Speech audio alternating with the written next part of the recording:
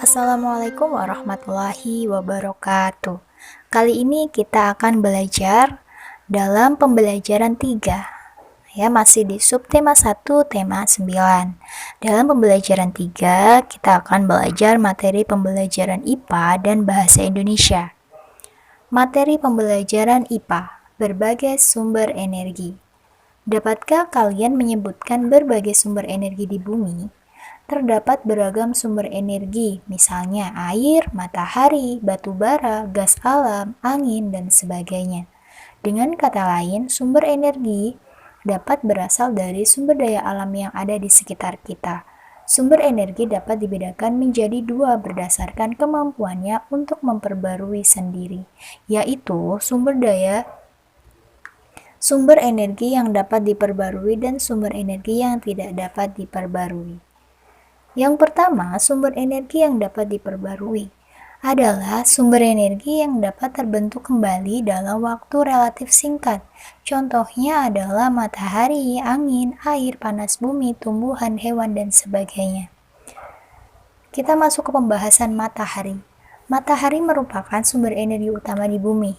Panas matahari sangat diperlukan oleh makhluk hidup. Manusia juga membutuhkan energi panas untuk berbagai kegiatan sehari-hari. Contohnya mengeringkan pakaian, mengeringkan gabah, dan sebagainya. Bagi tanaman, sinar matahari membantu proses fotosintesis. Angin dimanfaatkan untuk memutar kincir angin. Angin akan menggerakkan turbin dan putaran kincir angin tersebut. Angin akan menggerakkan turbin dari putaran kincir angin tersebut. Hal inilah yang nantinya menghasilkan energi listrik. Energi air dapat menjadi energi alternatif sebagai pengganti bahan bakar fosil. Sumber energi ini didapatkan dengan memanfaatkan energi potensial dan energi kinetik yang dimiliki oleh air. Yang keempat, sumber energi yang dapat diperbarui yaitu panas bumi. Sumber energi panas bumi merupakan energi panas yang dihasilkan oleh magma di dalam perut bumi. Energi ini disebut juga energi geotermal. Sumber energi yang kedua yaitu sumber energi yang tidak dapat diperbarui. Sumber energi yang tidak dapat diperbarui adalah sumber energi yang tidak dapat terbentuk kembali dalam waktu yang singkat. Waktu yang dibutuhkan untuk memperbarui sumber energi tersebut dapat mencapai jutaan tahun. Akibatnya, sumber energi tersebut dapat habis jika digunakan terus-menerus.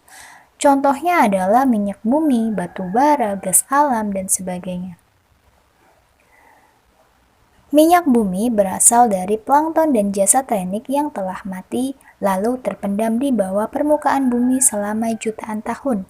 Batu bara berasal dari tumbuhan purba yang telah mati berjuta-juta tahun yang lalu dan mengalami perubahan menjadi arang akibat pengaruh alam. Di sisi lain, gas alam berasal dari jasad renik lautan, tumbuhan, dan hewan yang telah mati jutaan tahun lalu. Itu adalah berbagai sumber energi. Selanjutnya, kemuatan bahasa Indonesia menyusun laporan hasil wawancara. Masih ingatkah kalian apa arti wawancara? Ya, wawancara adalah salah satu cara untuk memperoleh informasi dengan mengajukan pertanyaan secara langsung kepada narasumber. Narasumber apa? Narasumber adalah orang yang menjadi sumber informasi dalam sebuah wawancara. Tahap-tahap dalam wawancara dibagi menjadi 3 tahap ya. Yang pertama tahap persiapan, yang kedua tahap pelaksanaan, yang ketiga tahap penyusunan laporan.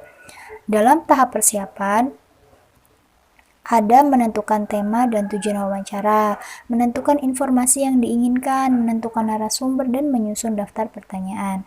Nah, dalam tahap pelaksanaan, menyampaikan salam, memperkenalkan diri secara santun, mengemukakan tema dan tujuan wawancara, memulai wawancara berdasarkan daftar pertanyaan, mencatat pokok-pokok wawancara, mengakhiri wawancara dengan salam dan ucapan terima kasih. 3. Tahap penyusunan laporan. Setelah melakukan wawancara, buatlah laporan hasil wawancara dengan bahasa yang mudah dipahami. Susunan laporan haruslah jelas, lengkap, dan sesuai fakta atau tidak dibuat-buat.